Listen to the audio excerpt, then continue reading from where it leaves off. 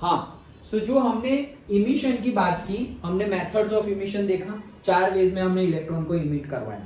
अब एकदम छोटा सा topic, what is the difference between the frequency and intensity of the light source. ध्यान रखना, न्यूमेरिकल में भी बहुत ज्यादा काम आएगा। सबसे पहले हमारा ये बल्ब है, अब हम ड्यूअल नेचर की बात कर रहे हैं। मैग्नेटिक वेव्स, कोई भी लाइट सोर्स होता है उसके मैग्नेटिक वेव्स होंगे, इलेक्ट्रोमैग्नेटिक वेव्स प्रोड्यूस करेगा, हमें पता ही है। ओके, अब यहाँ पे हम पार्टिकल नेचर भी ले रहे हैं। ओके, तो मान लो कि ये हमारा सोर्स ऑफ लाइट है, उसमें से फोटोन के पैकेट्स रिलीज हो रहे हैं।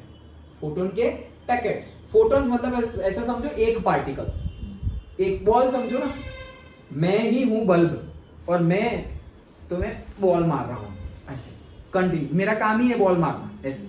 मतलब क्या है, एक्चुअली ये जो बॉल है वही लाइट है। ओके, तो ये जो बॉल है छोटे छोटे मैं मार रहा हूं, वो क्या है, फोटोन। डन। तो ये फोटोन रिलीज हो रहे हैं चारों डायरेक्शन में, सभी डायरेक्शन में, चारों इन द सेंस सभी, 4 बोलो 10 बोलो जितनी डायरेक्शन। ओके, सो सभी डायरेक्शन में ये फोटोन्स रिलीज हो रहे हैं, फोटोन के पैकेट्स और से फोटोन डायरेक्टली बोल सकते हो तुम। ओके, वो रिलीज हो रहे हैं।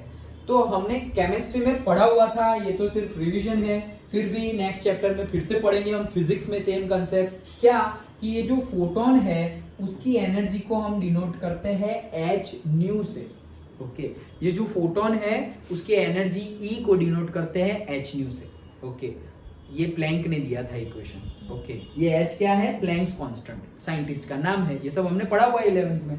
सो h साइंटिस्ट का नाम ये रहा, h प्लैंक्स कांस्टेंट 6.64 × 10⁻⁻34, ये उसकी वैल्यू है।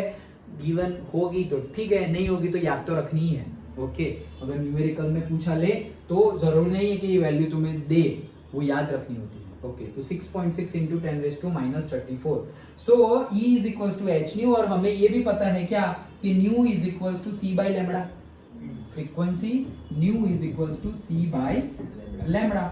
सो न्यू की वैल्यू पुट करें तो E का ये भी फॉर्मूला है हमारे पास, E is equals to hc/λ, ये सब 11th का ही है। ओके, सो ये लिखा हुआ है ये रहा। तो यहाँ पर हमारे पास फ्रीक्वेंसी भी है। ओके, और वेवलेंथ तो है ही। सो फ्रीक्वेंसी, वेवलेंथ, और अब हम बात करने वाले हैं किसकी, इंटेंसिटी। ओके, सो ध्यान रखना, ये जो सोर्स ऑफ लाइट है वहां से हम पैकेट्स ऑफ फोटोन रिलीज हो रहे हैं, हम मान रहे हैं पार्टिकल नेचर में। ओके, और otherwise electromagnetic waves. Okay, so याद रखना कि जो फ्रीक्वेंसी ऑफ लाइट है, ओके, फ्रीक्वेंसी ऑफ लाइट मतलब nu is directly proportional to E. देखो, न्यू एंड ई, ये न्यू और ये ई डायरेक्टली प्रोपोर्शनली तो है, h तो कांस्टेंट है। मतलब फ्रीक्वेंसी जितनी तुम्हारी ज्यादा उतनी एनर्जी क्या ज्यादा, ज्यादा ना, डायरेक्टली प्रोपोर्शनल है ना। ये रहा फ्रीक्वेंसी, ये रहा एनर्जी।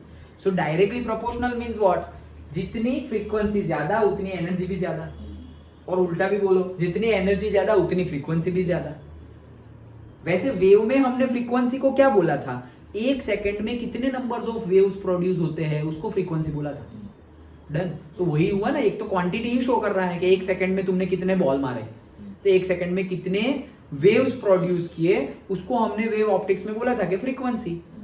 ओके, तो यहां पर भी वही है, frequency of the photon. Okay, कितनी, मतलब 1 सेकंड में तुमने कितने बॉल रिलीज किए और पैकेट्स ऑफ फोटॉन्स रिलीज किए। डन। ओके, तो frequency, so frequency of light and energy of photon directly related to each other. मतलब अगर बोले कि भाई एनर्जी ऑफ फोटोन कितनी, तो भाई h न्यू जितनी, उसकी फ्रीक्वेंसी ये रहे। अगर हम फ्रीक्वेंसी चेंज कर दे तो एनर्जी भी चेंज हो जाएगी। फ्रीक्वेंसी कैसे चेंज करेंगे, अरे कलर, जैसे कलर चेंज करते हैं तो उसकी वेवलेंथ चेंज हो गई, फ्रीक्वेंसी पर टाइम है ना, फ्रीक्वेंसी तो टाइम के रिस्पेक्ट में है। 1 सेकंड में कितने रिलीज हुए, ज्यादा रिलीज हुए तो ज्यादा फ्रीक्वेंसी, कम रिलीज हुए तो कम फ्रीक्वेंसी, कम रिलीज हुए तो एनर्जी भी कम होगी फिर उनकी। अरे एनर्जी कम होगी तो इंटेंसिटी भी कम ही होगी, लेकिन डायरेक्टली रिलेशन नहीं है, अभी हम देखेंगे इंटेंसिटी का relation. Done. Okay, so frequency of light and energy of photon directly proportional to each other and intensity of light and number of photons are directly related to each other। मतलब वही example ले लो वापस, ये 10 what का bulb है, दूसरा 15 what का bulb है। 10 वॉट का बल्ब, 15 वॉट का बल्ब, मतलब क्या कि इसकी जो इंटेंसिटी हम क्या बोलेंगे, भाई ये तो बहुत ज्यादा इंटेंस बल्ब है यार, ऐसा बोलेंगे। तो इंटेंस किसको बोलेंगे, 10 और 15, 15 को बोलेंगे। 15 को हम बोल रहे हैं कि ये बहुत ज्यादा इंटेंस है, मतलब उसकी इंटेंसिटी ज्यादा है। उसकी इंटेंसिटी ज्यादा है मतलब हमें तो पता ही है उसका पावर भी ज्यादा है, और उसको हमें पता है एनर्जी भी ज्यादा है। हम डायरेक्टली बोल नहीं रहे हैं intensity is equal to energy, लेकिन हमें पता है क्या कि हाई इंटेंसिटी मतलब क्या, कि वो हाई एनर्जी रिलीज कर रहा है, वही मीनिंग हुआ ना। लेकिन हम डायरेक्टली ऐसा नहीं बोलेंगे, हम क्या बोलेंगे, हाई इंटेंसिटी मतलब high number of quantity, number of photons ज्यादा रिलीज हो रहे हैं, और लो इंटेंसिटी मतलब number of photons come release हो रहे हैं। मतलब 10 वॉट का बल्ब है, उसमें से 1 सेकंड में सपोज 1 लाख फोटोन रिलीज हो रहे हैं, तो 15 वॉट का बल्ब है, उसमें से 1 सेकंड में 1 लाख नहीं, may be 2 lakh photons release हो रहे हो। तो नंबर ऑफ फोटॉन्स ये क्या है, क्वांटिटी। अरे फोटोन ज्यादा होंगे तो एनर्जी भी ज्यादा ही होगी ना भाई, E is equal to H nu. अभी नंबर ऑफ फोटोन्स तुम्हारे 1 लाख है, तो E की जगह E के मल्टीप्लाई में लिख दो 1 लाख, NE लिखते थे हम। ओके, सिंपल है। बट डायरेक्टली हम ऐसा नहीं बोलेंगे कि इंटेंसिटी और एनर्जी, वैसे डायरेक्टली जैसे इससे पहले भी हमने न्यूमेरिकल में डिस्कस किया वो चैप्टर वेव ऑप्टिक्स में। ओके, डायरेक्टली हम नहीं बोलेंगे, लेकिन समझ तो हम सकते ही है कि इंटेंसिटी ज्यादा है मतलब एनर्जी ज्यादा देगा, वो इंटेंसिटी कम है मतलब एनर्जी कम देगा। लेकिन उसका यूज कैसे करेंगे, यूज ऐसे करेंगे कि इंटेंसिटी ज्यादा है तो number of photons are more, and intensity कम है तो number of photons are less. तो वही है कि intensity of light is directly proportional to number of photons. अगर हाई इंटेंसिटी वाला सोर्स ऑफ लाइट है तो उसमें से नंबर ऑफ फोटॉन्स ज्यादा निकलेंगे, अगर लो इंटेंसिटी वाला सोर्स ऑफ लाइट है तो उसमें नंबर ऑफ फोटॉन्स कम निकलेंगे पर पर्टिकुलर टाइम।